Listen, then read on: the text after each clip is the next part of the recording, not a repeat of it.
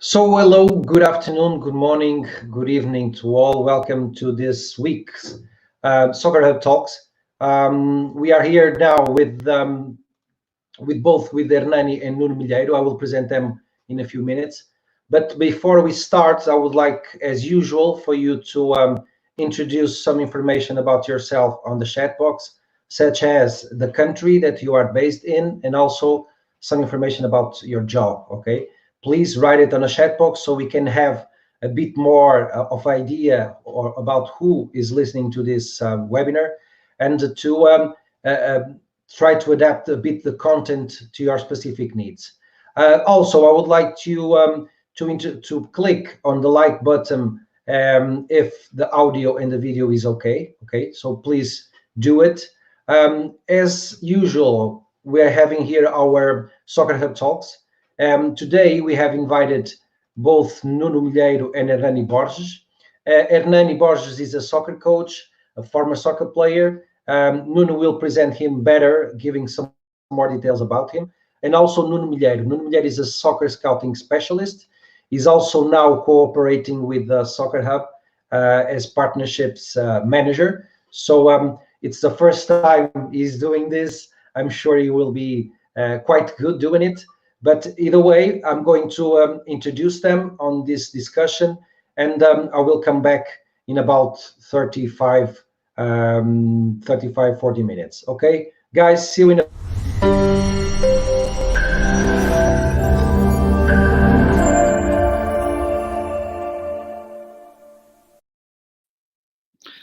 Hello all, good afternoon, good evening, or good morning in the case, depending where you are in the globe.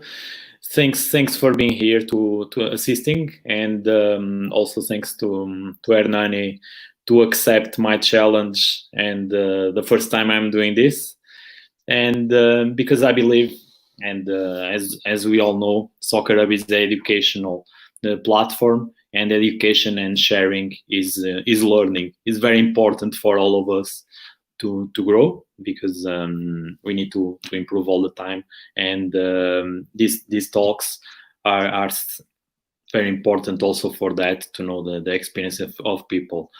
I'm going to introduce a bit Hernâni for the ones that they don't know. So basically, he's been a soccer player. He had a long career with more than 500 matches, and pretty much he played in every single division in Portugal, and he have a very consistent career in Portugal, and also he played abroad in 2 countries, in Cyprus and in Switzerland. And the curiosity that I found, he played in 4 islands. He played in Madeira, he played in Azores, he played in Cyprus, and he played in Cape Verde, where he was an international player for Cape Verde. So I'm gonna also, before I pass the word to Hernâni, as a scout, I can tell, because of course I was following his career and from close, the kind of player he was. So because we all scouts like to know a bit of the player. He was a winger to start, you know. He was a very fast player, and that it was his main skill. He was technical player, but his speed was his biggest characteristic, and also the tactical knowledge, and he was also a very clever player in the pitch, and that's why the managers also could use him as in other positions, because he had that tactical knowledge. In my opinion, in the time he played, it was a bit different, because we are the same generation, same age, we were born in the same year, and I believe he could be in these days, he could be like easily like a fullback, like when you adapt players from wingers to fullbacks, he could do that.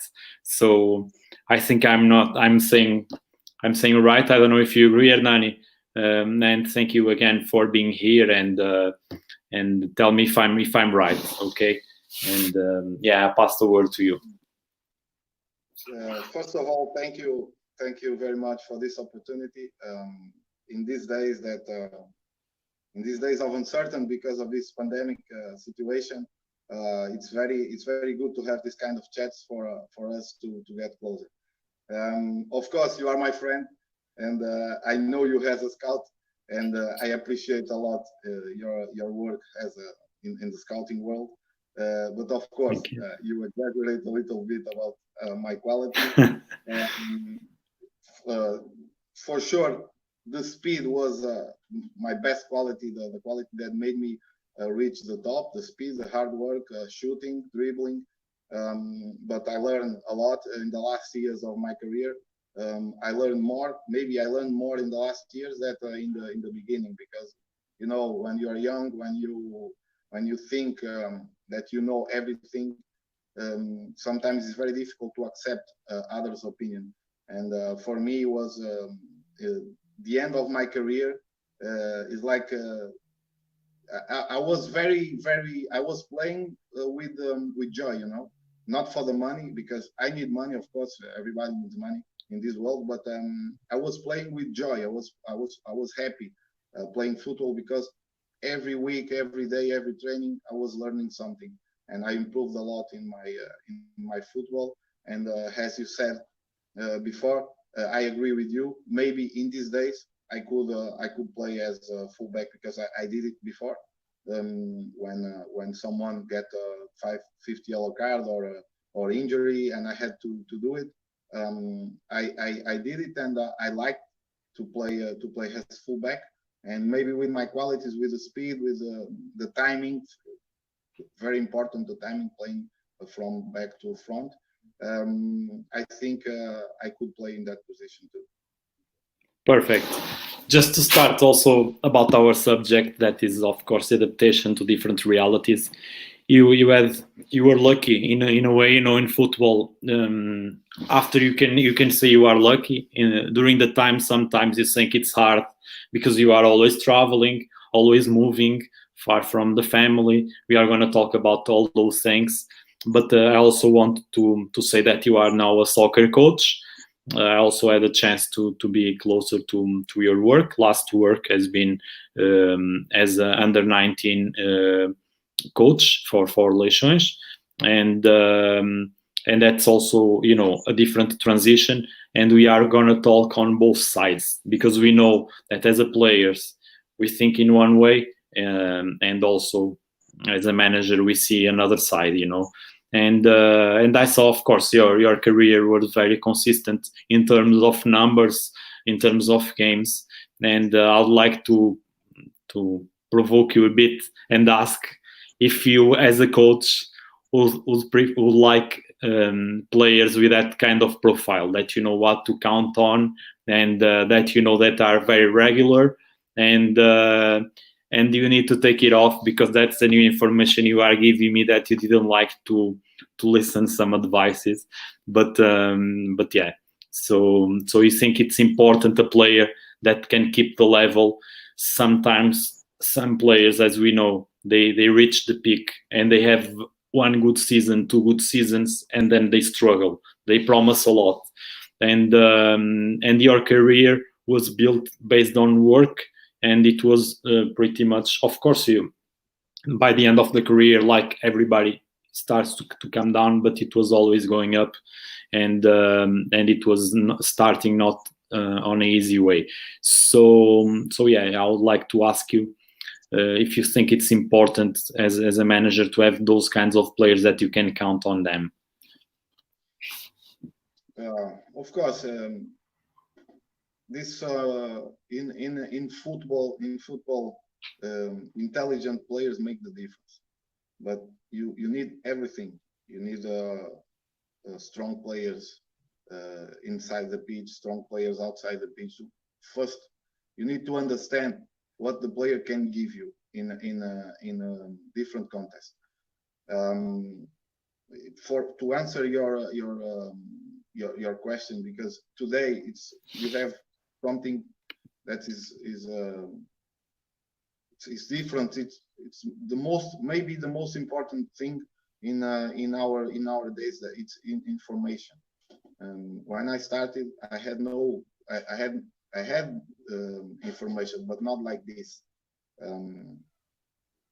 Today you have all the players with their social networks. They share a lot, and like us, like we are doing now, we are sharing, and this makes the difference, because before you have no sharing data.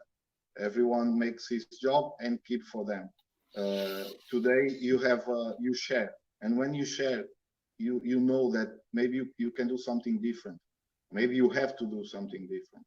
And the players today, they arrive when you receive the players, when you hire players, or when they come for a trial, they have a target.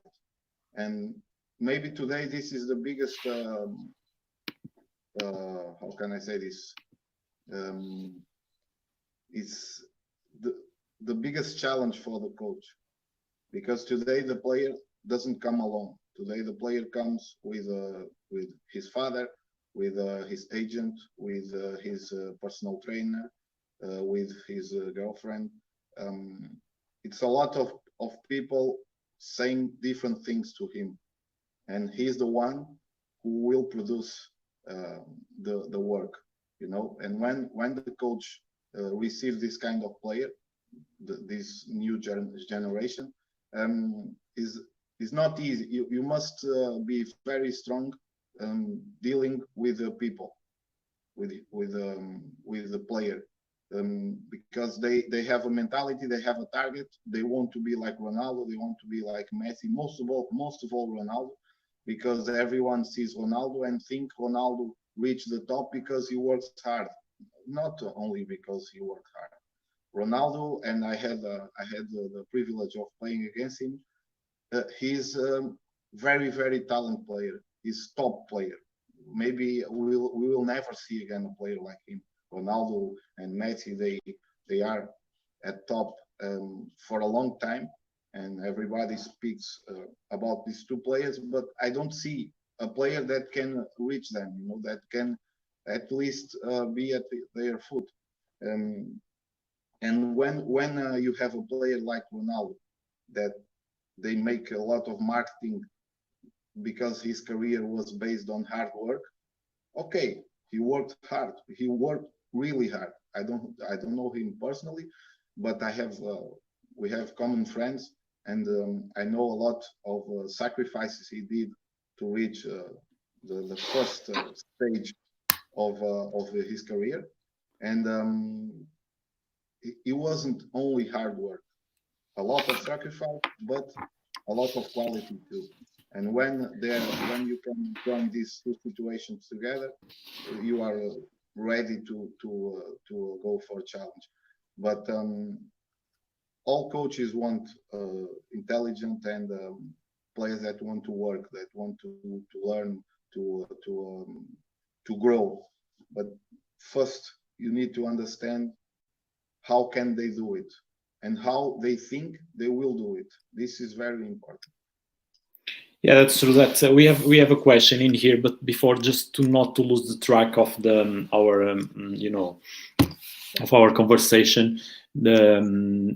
That's completely true. And we as a scouts, we cannot look only for Ronaldo's, and depending also on the position, it will be a very long conversation. But depending on the position, depending on many things, and the egos, and many things that we could be here talking for many hours. But one thing that Ronaldo has for sure, and it's related with this subject, is the adaptation, because he can adapt to different realities. As we see, is strong, is not only hardworking, but also he was building around him a structure, and his mental structure, that he could adapt to England. That was probably the biggest challenge, because he didn't know the language. It's a completely different place, and the mentalities are different. Everything is different. The food is different. The training methods. And so then he went to Real Madrid, and then he went to Juventus. So he proved that he can adapt, and he was learning the languages. and those things are very, very important. About Messi, we don't know yet. Let's see if he's probably gonna finish his career playing in Spain. But yeah, adaptation, it's very important. Let me check the question again, so I can ask a question in here. So there is a question in here. They're asking, what are the first things a scout looks for in a transfer target? I believe, yeah, this is more for me as a scout. The first things we look, it depends obviously on the context that you are looking for. That's also something that we need to understand. We need to understand if we are working.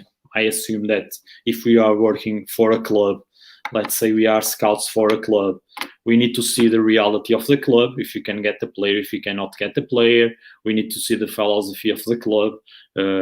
Sometimes clubs, they only want players with a certain age. Sometimes they look for more experienced players. The first thing is to try to understand what kind of players, what kind of profile they are looking for. And then depending also on the other players, because it's a team, a very important thing that sometimes I'll not say many scouts, but the scout needs to have in consideration, it's a thing we need to provide to the manager, to the coach. We need to provide them the ingredients to make a good dish, like a chef, for example. The player, for example, we are looking for a right back. We need to look a right back that also can inside the team provide exactly what the manager needs, and because there is networks between the players also. So the thing is, we cannot only look for the best right back if he's not suits, like with for example, with the center back on his side or with the winger on his side. We need to look for the players that are better for the system and for many things. So there is not something that we look first. We look for many things, even what Hernâni was saying, the behavior of the player, the context of the player. Also, another thing that we are gonna speak is about the language. For example, we are here having a conversation in English, so we can reach more people all over the world. The same is with the player. We need to understand if he goes to a country where he needs to speak another language, it makes much easier. So basically, we look to many things that you cannot even imagine. We even look to the way he does the warm-up, or since the warm-up, or since his attitude when the team is losing, when the team is winning. So many things. So I hope it was an answer that was fulfilling your expectations and was clarifying the question. So coming back to the subject, I wanted to ask you. So I remember very well, in the beginning of your career, you've been playing in a very small place in the north of Portugal, and it was very hard on the social part. There was no, I think at the time there was no even social media to communicate, or it was very hard. Yeah, so you had I5, yeah. Okay, yeah, but it was harder, like to communicate. And I wanted to ask you, like, when a player goes to play in another part that is completely different from his reality, do you think he can lose? It's easy. It's like a thin line where he can lose his focus, or he can, like, even his ego can come, like can be affected. For example, in two ways. If you go to play in a place like you did, for example, let's say in Switzerland, that you go to a country that is more developed in the society than Portugal. Maybe you find players with bigger ego, they think, oh, okay, this player is coming abroad and you have difficulties. Or if you go to a place that is smaller, it can be your ego that works against you. You think, oh no, I already know everything. I'm a player that comes in here, like from a big city. So if those things can affect, and if those things are things also makes the difference for a player to reach a high level or not. Yes, I will start with the first place you said. In the beginning of my career, I'm from a village in the north of Portugal, in Maia, in Vila Nova da Telha. This is my region, and I started in Pedras Rubras. This is my club where I end my career, and this is a very small club, humble people, but very small club. We didn't knew. It's like we were closed in a box. We didn't knew the other club's reality, and for us, Pedras Rubras was very big.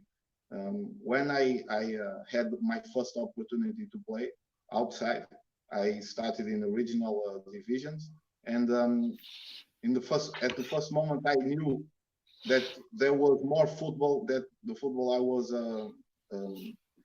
I used to know in Pedras Rubras. And when I left my district first time to play outside, it was like I was playing in another country. I went to Macedo Cavaleiros. It's in the interior of Portugal. Very, very hot in the summer, very cold in winter. They say they have 3 months of hell and 9 months of winter. It's like a proverb they have. They say this, and it's true. In the summer, from June to August, June, July, and August, it's very hot, and from September to May, it's cold. And it's not easy to play in those conditions. First of all, after that, you have the way they practice is different. It's different because it's cold in winter, and you have to prepare yourself better to go to training, and you have to hydrate better in the summer. These are small things that today, with information, like you said, social networks helps a lot. Today you have this kind of information, and when you go to another place and you are not ready, it's because you didn't prepare yourself. In my time, like 20 years ago, it's too much. We hadn't this kind of this information, and for me, going to Macedo Cavaleiros is like I was in another country, speaking another language, and it was very hard for me at the beginning. But yeah, like you said, because I was coming from the seaside, I thought that I will stay here like 1-2 months and I will better than them. But it wasn't like that. I had to work hard to learn the way they see football and the way they understand. Because Portugal is a small country, but that's why, in my opinion, we have a lot of big players and coaches. Because in every region we have our style. In Porto, you have one style of playing. In Minho, with the clubs of Minho, Braga, Guimarães, Viana do Castelo, you have another style. In the interior of Vila Real, Bragança, you have another style. And in the south, in Aveiro, Leiria, Coimbra, different style also. And in the south, Lisboa, Lisbon, you have a different style of playing. I can tell you, because I played in you see all these shirts and none of them is mine. I told you before, these are shirts that clubs where I played, but teammates gave me, because mine I don't have. And I know this reality. In Alentejo, completely different. In Algarve, different. In the islands, it's different. The way they think the football, and this humility you must have when you go to other places. You must know how they think football there. This is the first thing you must know, in my opinion. And to answer a little bit to the question of that they made you about scouting, what they search in a football player. I'm not scout, but I can answer. When you go away, the first thing you must know, it's how they see football. Because for me, a player coming from Africa, for example, pure diamond, they have speed. Normally they have speed, they are strong, they are aggressive, they jump a lot, they are physical players, but the relation they have with the ball to come to Europe, it's fundamental. You cannot come to Europe and put your qualities over the way they think football here, and after they have to adapt to yourself. No, it's the opposite. First, you must have good relation with the ball, with session, pass, be intelligent at the field, understand the game, and after your qualities will make the difference. This is the way. That's very interesting, and it comes to what I believe also. I believe scouting scouting it's only starting in Portugal. Other realities, I had a chance to live in the UK, in London, 5 years, and also to live in Berlin, and in Portugal the scouting is still starting, and scouting, I believe, is very important, and to be linked also with the coach. And it's what you are saying. For example, when Shijuk asked the question about the things that we look on a player first, also we look for things that can be trained. So there are some things, some aspects on a player that is very hard to train. Let's not say it's impossible, but some things are pretty much impossible. For example, the speed, it's hard to work, but acceleration, it's easier to work. For example, let's say positioning many times can make it, like the lack of speed not to be so much important.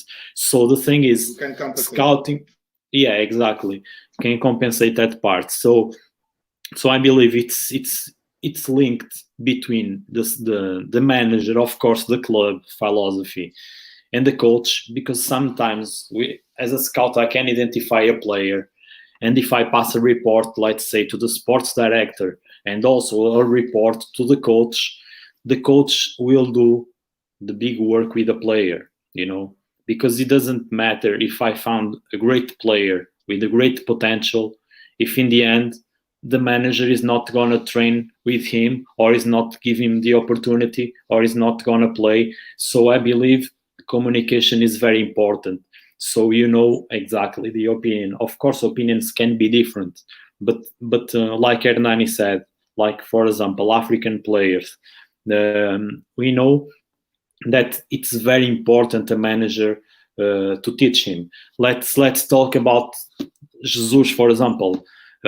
Jesus is now in Brazil doing brilliant. I think nobody is, like, at least in Portugal, is surprised, but he teaches the players. So many players, they say it takes time with them to teach them things, even players that they already thought they knew everything, like you said in the beginning.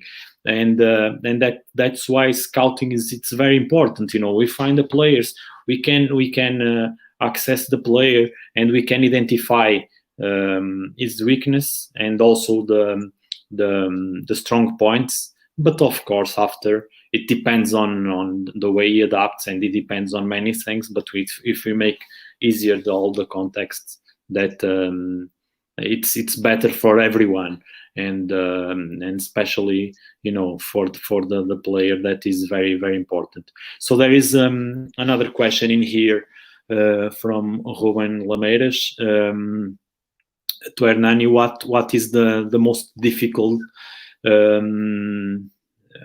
What is more difficult to handle, the bad coach as a footballer, and our bad player as a coach?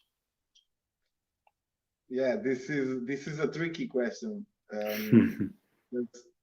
I've been in both sides.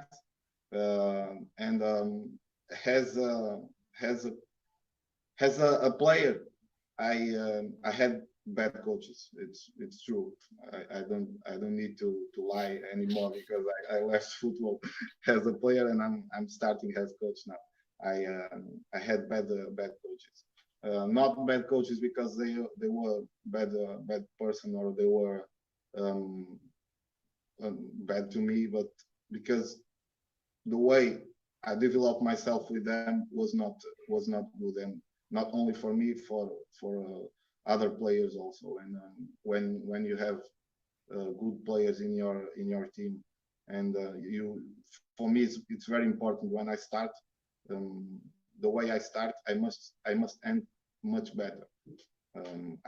If in different seasons, it's not because every season you will be better, but when you start, you football player, when they start the season, they always think this is the season. Even if you made very big season before, you always think this is the season. This year I will be the best. I will do things I didn't before. We always think like this. That's why football is so passionate, because you can change a lot every week. And I had bad coaches because some things I learned with other coaches years I should learn before. And if I didn't learn,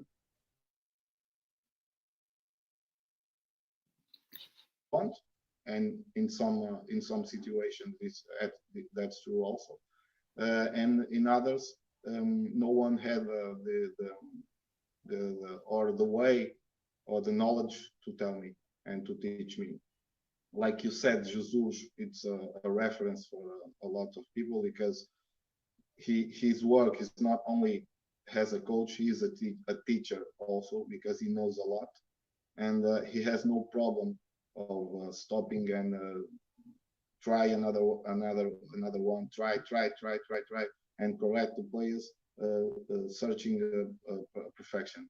And this is for me, it's very important because football players, they have all players since 17, 18 years old, I think it's very difficult to find a very bad player, in my opinion. It's very difficult to find a player in under 19s, for example, like I was in Milheiro, that you say this guy doesn't know football. That's impossible, because today football, it's maybe the biggest industry in the world, because it's everywhere in all countries, and it produces a lot. And if football has this dimension, I don't think it's correct to say that one player in under 19 with 18 years old or 19 years old with 10, 12, 13 years of football in his legs doesn't know how to play. This is not true. Maybe he doesn't know the way to reach other level because he has no capacity, or he has no focus, no how can you say, how do you say, compromise in English? He's not compromised with or he thinks like possibly the commitment. Yes. Commitment, so, commitment. He has when a player with this age has no commitment, no focus, no capacity. Maybe he has big quality, but he will not reach the other level. And this is to answer this question. I prefer, as a coach, be a good coach and have bad players, because a bad player can become a good player if he get focused, and if he is committed with his main target, but also with the team target, the team objective. If he's committed with this, with hard work, maybe he has a shot. But good players with bad coaches, it's dangerous, because a good player is not easy to make him think that he can improve even more. And if you are a bad coach, you will make him go back again in the stairs. Yeah, exactly. That's very important information that we pass. And in these days, it's more important the quality of the information you pass to a player than just because we all.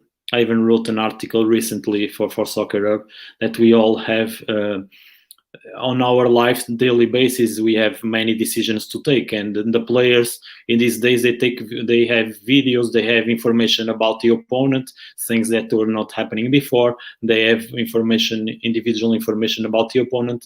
They have decisions to make in the pitch, and it's very important also to understand each player's personality and the way he absorbs the information better, and of course the communication that you have with each player, so everybody have the capacity to learn, like you said. But if you don't have anyone with the capacity to teach, that's a hard thing, because it's like you are searching. If you go on YouTube and you are searching, but you don't know who have quality to, you spend a lot of time maybe with things that are actually not bringing any knowledge. But if you find the right people, the right guidance, that's the best thing to do. And also it's important, like you said, that it was one point of your career that you are not. It's hard to be criticized. When I say critics, it's like good critics. Like we all, at some stage, depending on our age, also it's a question I would like also to ask you. That depends on our age. When we are more mature, maybe we accept better because we are more sure about ourselves.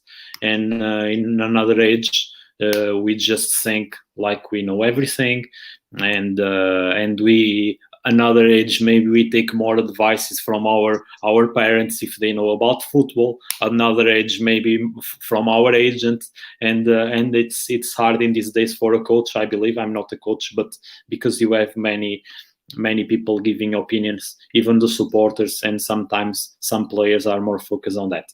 Just we have another question here from André Correia that it's for you. What's the most difficult thing on the transition to go from a player to a coach? So you did that recently. I know that that transition, it wasn't so long time ago for you. So what was the most difficult thing? For me, the most when I made this transition, I was playing. I had 31 years old, between 29 and 31 years old. I made this transition, and I played until 38. Only to Andrea to understand that I didn't make my transition when I stopped 1 year ago, and when I started in November, because I had an experience before as assistant coach of Luís Correia Pinto in Leiria. I was his assistant coach, and when I stopped playing in Leiria because I had a bad injury in my knee, and I stopped. I started as assistant player, but after, I knew I had to play again, and I decided to play and to finish my career in my homeland. But I made this transition a long time ago, and you know it because I told you before, but I tell Andrea now.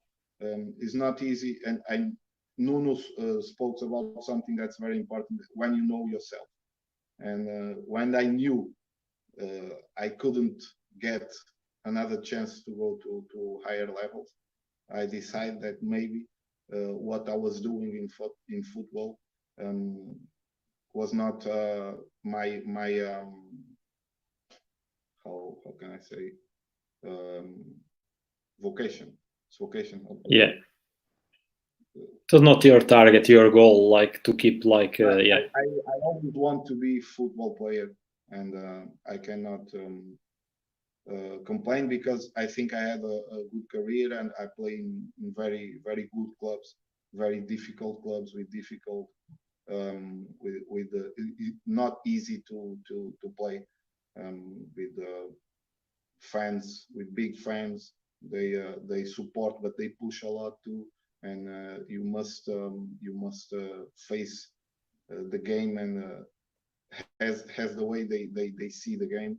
That's why I say you must understand the way the people see football in those regions, to understand what you can do to adapt. This adaptation is very important.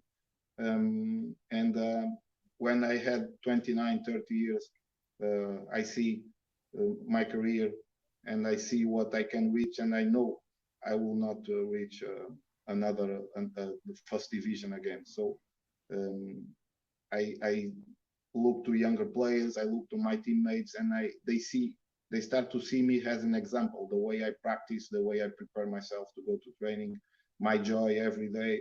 And I could influence a lot of players, and I could give you a list of players that now are in big levels, playing Champions League, players that start with me, go with me on a bus or with my car, taking to training every day, try to motivate them so they don't give up. And from that moment, I start to understand, maybe I have something more to give to football. And as a coach, I think different. I don't know if I will reach higher levels as coach, because I will not leave this way of thinking, that for me to be good coach, the players that start with me, they must end much better that they started. I must understand what a player has, what he has best, and I must transform that in a weapon. You understand? Sure. Of course. This is my way to think football. Of course, the tactical, the technical, the preparation, everything is important. But for me, the transition took 8 years, 7, 8 years. It was not so difficult, because I didn't stop and start training. I was preparing myself for several years. It's very interesting, and thank you for your answer. Before we go to Iago Fernandez questions, I just want to tell, this is the first time I'm doing this, and I want to tell you, like you were saying, like the transition you did, and many players learned with you, and like we spoke, we have.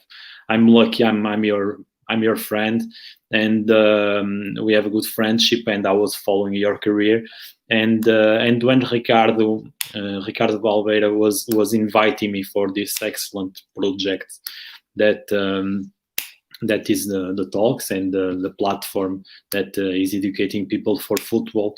One thing for sure we've been discussing, and I was telling him, the people that I decided to have a talk. I don't like to say interview, because it's not an interview. It's people like that no matter in what level they are, they bring something to football. And sometimes are a big influence. Even the others don't know. So you were a big influence for many players, and many people don't know. So there are always things to learn, and in these days we can see so many interviews that we don't learn nothing, or even with big names, for me, and the next times for sure that you will see me here having conversations with these people that bring good things to football, and of course that I have my admiration. I just wanted to say this because I admire people like that, and that share, especially people that are open to share what they know and to pass that knowledge, and they are not scared of that. So let's go to Iago. Iago is a former colleague of Hernâni. I can also say that I'm lucky I also know him. Iago is a good friend, and he likes to ask hard questions. And he's saying, of course, it was a pleasure to play with Hernâni. And the question is, if you will be proud, Hernâni, to have a player like you. I know you want to put you in a hard situation. And yes, Iago, and yeah, you see. So yeah, I also want to say hi to you, Iago, and for sure from Hernâni. And or it will be a problem to have a player like you. So if you can just briefly answer to that Iago's question. So yeah, so we don't take this too much longer for people. Yeah. Iago is a big friend, very big friend. We played together, but more than playing football, we share a lot. And you know him also, and you know he has no problems to share. He is a very special guy. That's why I show his shirt, because what we made in this club was a very big job, very hard work. We could join everyone to run to the same target, and it's not easy when you do it, and it is even more difficult when you do it without playing, and when you know that maybe you should play more because you have the quality and the capacity to make the difference. And that's why my compliments to Iago, because has the player he played a big level, played Champions League, he scored against AC Milan. It's not everyone that can say this in San Siro. I even to see a game, I haven't been there. So for him, he must be proud of his career. To answer his question, he made me this question before, and I think I want, as a player, as a coach. I hope you understand what I will say. As a coach, I would want to have a player like me in higher levels, because what I can say about me as a player, it's when I played with low conditions, I was not an easy guy, because normally I charge a lot from everyone, even from the coaches. When I was in clubs with bad conditions, for me it's not an excuse, and I charge a lot because I see coaches worry. They worry about everything, and sometimes they lose the biggest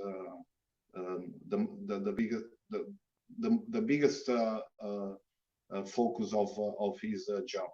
And when this is a question that deals, I put me in a situation, I make me feel bad, because I lost a lot of time arguing with coaches in the last years when I see something wrong, and I don't think it's something that players should do. But for me, as I said before to André, I was preparing myself to be coach from 7-8 years, and I saw a lot. I work with very big coaches, very good coaches, but very bad coaches also, and I learn with everyone. And I try to prepare myself the best way, so I will be ready when I find a very good project, so I can develop my capacities and my qualities as a coach, because coach must be a man also, must be a father sometimes, sure. Must be a friend, and I prefer to have Hernâni coach. If I was player, I prefer to have an Hernâni as a coach, because I know this guy will make everything to make me be a better player. not worried Okay. with the results, worried to make me be better player. And if he can make this with in 20, 22 players, if I can make this with 15 or with 13, for sure he will have results. But this is not easy. This is my way of thinking, but it's not easy. Hernâni has a player. The last 8 years, Hernâni, for me, and how I said before, now I have no problems to say because I left football player career. I think I was very, very intelligent player. And for a coach, it's very good to have intelligent players that understand. For sure. That sometimes, even in the training, when you have difficult exercises, this kind of players, they unblock the situation, you know. And I know I helped some coaches in this situation, but also I question a lot. And this is not easy for coaches. That's true. And also, you know, like we are saying, just that you learned a lot, of course, because you met him before you end his career. I'm sure about that. And they send you a hug, and he also asked me a question. And also I'm gonna say, Iago, it will be very interesting to also to talk. Here it goes, live invitation for future, because many people maybe don't know, but Iago have a very interesting story and career. He played in Sporting, he played in Real Madrid, he played in Valencia, AEK Athens, and he even played in Malmo, Malmo, I think Malmo or Brondby in Malmo. He was Malmo. He was champion. Yeah, Malmo, the team where Zlatan Ibrahimovic started. So yeah, he's asking me a question, and we need to finish. So that's the last one. Many things will be, you know, we could be here for a long time talking. And yeah, so he's asking me when I find a nice player and I meet his parents and I don't like him, if that make it different for me or not. I'm not very clear about the question. If the player is nice, or if it's a good player and I don't like the parents, or I don't like the player. So I'm gonna answer. For example, if I find a player and I don't like the parents, that for me doesn't matter. It's the same. What it matters is the player. I believe that that's the most important thing.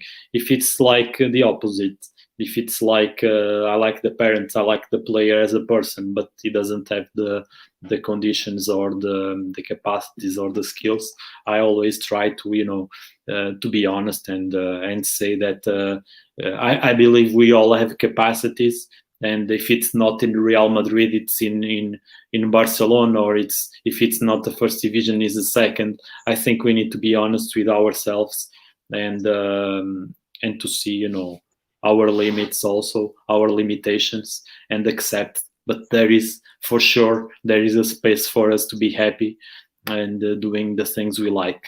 And I can tell a bit about myself.